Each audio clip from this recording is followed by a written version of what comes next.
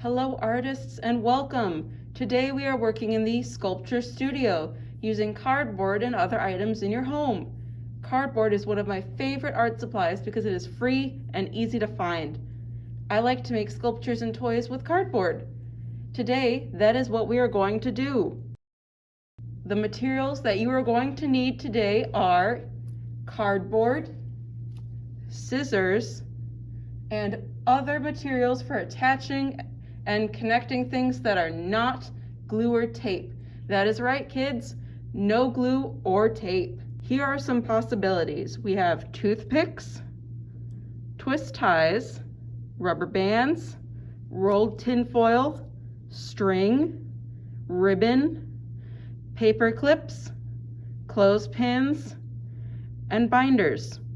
Some things you can also add to your art today as a connection point could also be items that have holes, such as beads, buttons, straws, or toys. You will need to carefully observe and look for possible attachment materials around your home. You might have some of the items I'm showing in the video, or you might have new ideas. Challenge yourself to find at least 2 materials that can be used to connect or attach things, and make sure that it sticks together. You can make either an abstract sculpture or something based on a concept, like a car.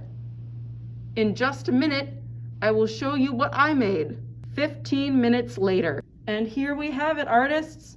As you can see, I've explored with different cardboard techniques.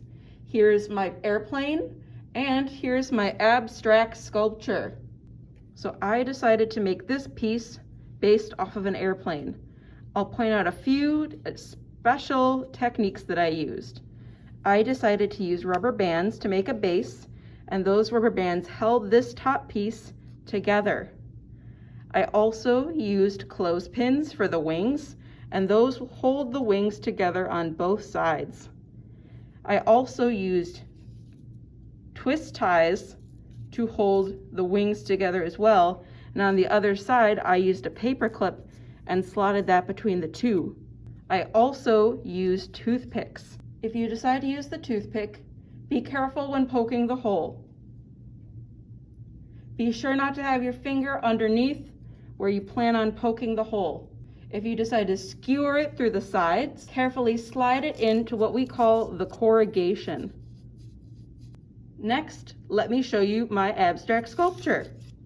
So here is my abstract sculpture. You can see that I also used rubber bands to hold this in place. And rubber bands are great if you want to hold things mid-air.